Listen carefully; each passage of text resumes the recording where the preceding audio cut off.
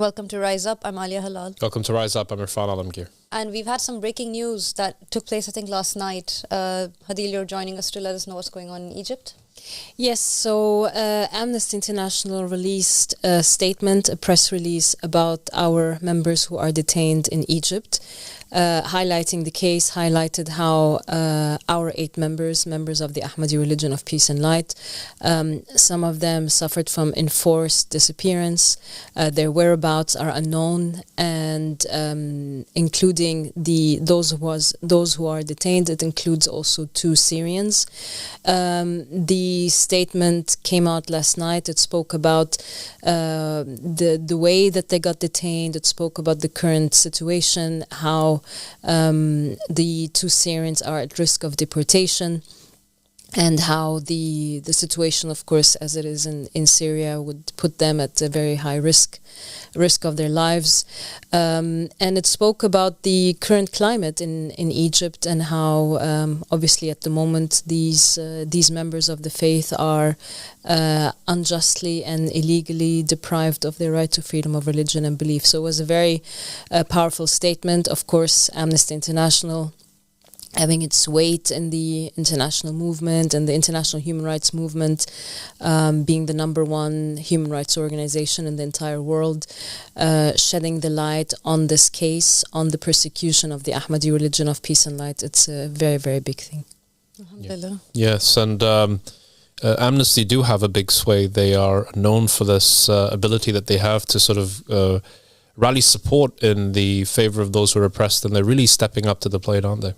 Yes, absolutely. I mean, it's a movement of 10 million people.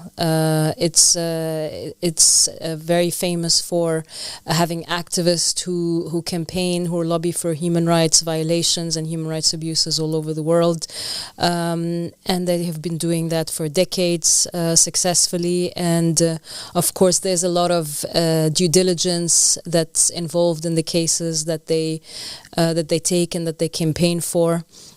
So a lot of work, of course, is behind this, a lot of research, and we also know that the positions and the statements and the research that is produced by Amnesty International holds its weight internationally as well. I mean, we were just talking in the break that many news agencies, the #1 news agencies, quote Amnesty International, CNN, BBC, all of them, whenever Amnesty releases a statement, a press release, an urgent action, or a research or report on human rights violations around the world, it always makes headlines and is reported by major news agencies. Yeah.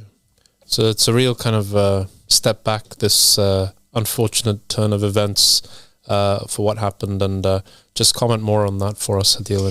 No, for sure. I mean, we can also go through the statement, because I think even we can go through the press release, and I think we have the slides, and we can see on what the words of Amnesty were commenting on the actual case. Let's go ahead and show that. So this was on X. This was released yesterday, where it says the Egyptian authorities must stop all plans to forcibly return a Syrian asylum seeker who is at risk of deportation to Syria as early as tomorrow, and end their ongoing crackdown on members of the Ahmadi religion of peace and light. So this is from the Amnesty MENA account, and of course, again, highlighting how this is illegal to forcibly return an asylum seeker, and of course the crackdown on members of the faith. And then it links to the statement, and here's the statement: halt arbitrary arrest, disappearance, and threatened deportation of Ahmadi minority members. And Amnesty here is saying that the Egyptian authorities must stop all plans to return the Syrian asylum seeker, and also it must end its crackdown on members of the faith. And this is a joint statement, by the way, between Amnesty International and the Egyptian Initiative for Personal Rights.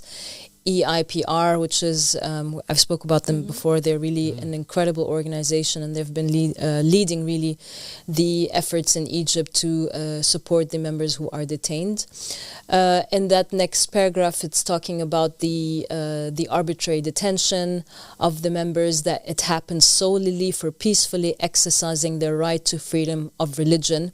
It also spoke about that the Syrians were registered asylum seekers with the UNHCR.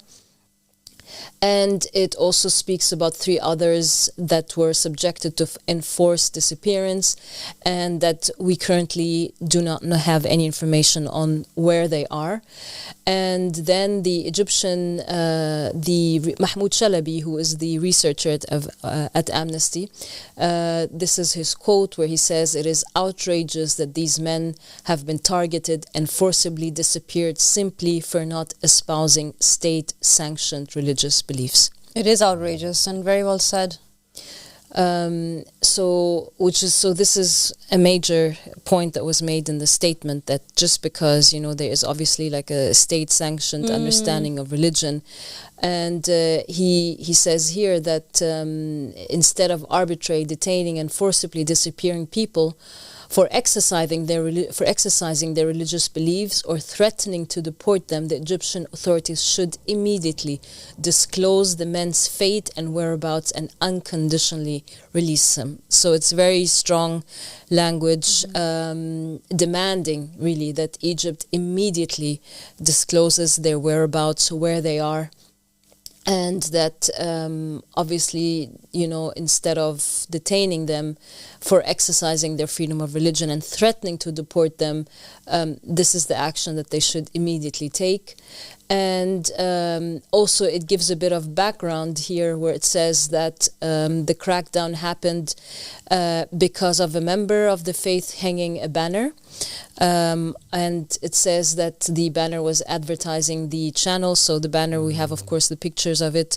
It had the frequency of the channel. And what's interesting here, so the statement mentions that the banner was advertising the Ahmadi TV channel on a pedestrian bridge in Giza in early March, and Amnesty International and the Egyptian Initiative for Personal Rights reviewed a photograph of the banner hanging on the bridge, which showed the frequency of the Mahdi has appeared.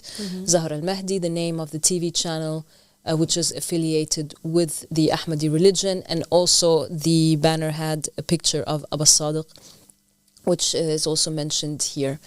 So then it also the statement is really incredible. So it goes into all the aspects, into the legal aspect, into the demand from the Egyptian authorities, the background, the reasons why they were arrested, the situation, the conditions they were arrested in.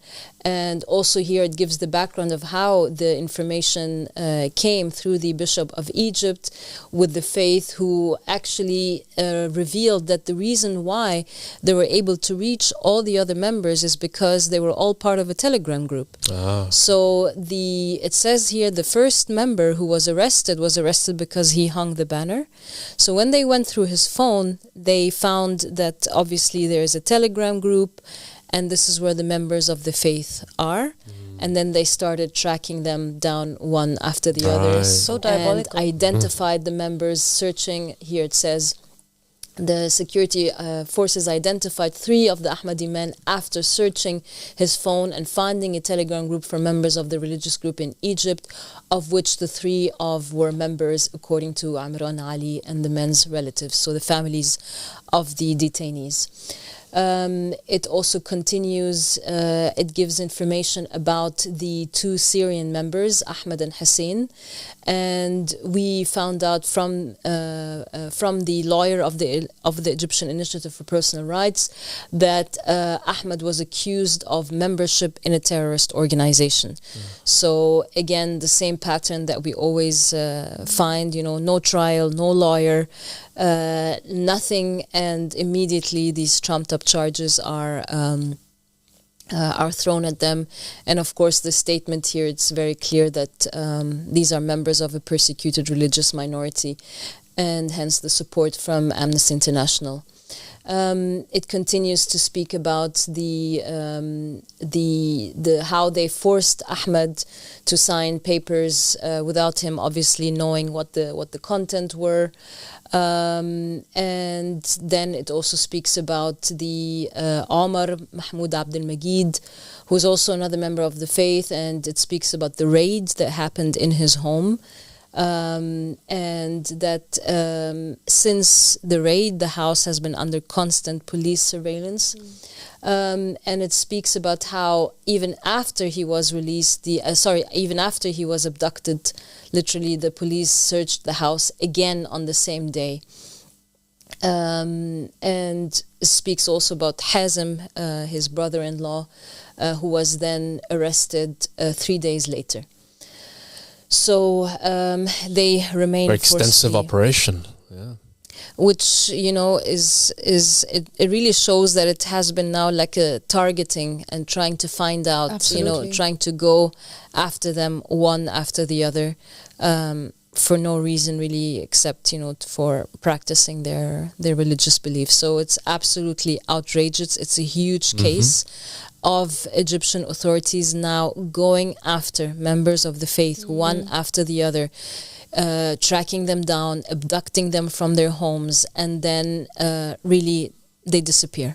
So it's tragic, it's outrageous, and this is a big campaign for a case that has to now get all the attention, and Amnesty is already leading this now of really making headlines and doing everything that we can. And I think this statement is already that first step towards finding out now where they are, and would hopefully now pressure the Egyptian government to let us know where they are and drop all charges against them. Yeah.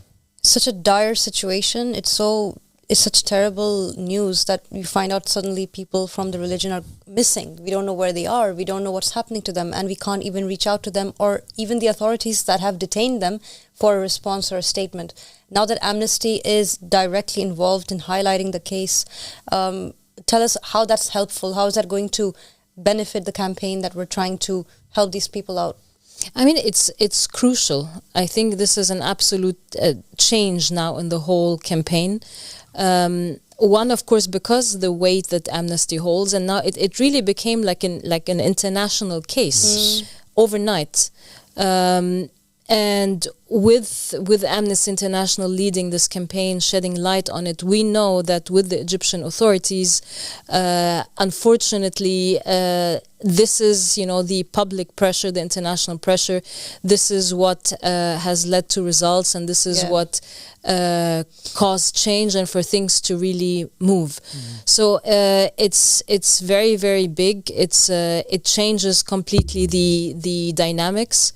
And I think with that statement now being released, I think it would be one media journalist after the other adopting the press statement, asking questions. There will be a whole campaign now on locating the members of the faith and making sure they come back home to their families. That's really good to hear. Yeah. And it's really heartening to hear this kind of connecting with the local EIPR organization in Egypt, and collaborating to work together to make this effort against the Egyptian government that has sanctioned such actions. And to be honest, Hadil, you always hear about this big investment that the Egyptian government is making in regards to its burgeoning, growing tourism industry. But then when you hear news like this, it kind of, again, brings back these scenes from Gestapo Germany, where people were just arrested on the basis of their faith or on suspicions of practicing where they were not supposed to be practicing their faith. And it's really that kind of vibe that you get. So with this degree of attention, where Amnesty, an international organization, is now really, really highlighting this grotesque human rights violations taking place in Egypt, do you think that there will be, as before, a change and at least giving these people a right to a lawyer, which they don't have? Can they exert that sort of pressure? For sure they can, and I think inevitably I'm very hopeful, and I think it will happen this way. And we've seen it in Algeria, we've seen it in Turkey, we've seen it in many of the countries where we had, Turkey had 104 people which the Turkish government was about to deport. And because of the international pressure, it changed, and they didn't just had to stop deporting them. They even issued verdicts that they are innocent. That was incredible. And it happened because of that, because of the international campaign. Same thing in Algeria. The authorities were refusing one appeal after the other until it reached the last level of the judiciary, and because Amnesty was releasing one statement after the other, in the last verdict it came out in favor of the group and they were released. So the EIPR have been, their lawyers have been all across Egypt's police departments every other day, asking about the members, asking about their names, have they surfaced, is there information about them. So and I think with this statement it's absolutely going to push this, and I'm hopeful that we'll have good news soon. That's inshallah. great. And would Egypt want a black mark next to its name like this, with Amnesty International highlighting these kinds of human rights abuses? And would somebody consider vacationing there based on these types of incidents and reports to a country that is just taking people off the street and making them disappear without any right to legal representation, any kind of way to defend themselves? This is really going back to the gulags that we heard about in the Russian novels, back in the day when people just used to disappear and be taken to Siberia and locked up for years without any accountability. Yeah. But this is the scene that is transpiring on the world stage, and it's really disturbing. And I hope that, I know that we will get the same results that we got with our people who were persecuted in Turkey. And this will be a victory again for not just us, but all human beings who are minorities and downtrodden. Absolutely. We know that there are people, even with the lawyers that I was speaking to, they were saying there are people who are locked up for charges of contempt of religion, and of course, it's a very wide interpretation of that, of what that means. Christians, atheists, Muslims that also do not espouse to the state-sanctioned ideology are also locked up behind bars. So the EIPR is defending many cases like this of violation of freedom of religion and belief, and I'm hopeful that with this case the fight continues and goes now to the next level, not just for the members of the faith, but for all the people who are suffering from the abuse of their human rights in Egypt. Inshallah. Yes. And infused with the energy from the riser of the family of Muhammad, I think we have the appetite for the fight. I know that you do, Hadil, and now with your team expanding the way it is, I have absolutely full confidence in you to bring it home and to give these people the rights that they deserve as human beings. Absolutely. Exactly. As Osak says, we never leave anyone behind. So we'll fight this, and our members will never be silenced and will never break. All praise is due to God. Thank you, Hadil. Alhamdulillah. Thank you so much, Hadil. And we're going to go to a quick break. Stay tuned. We'll be right back.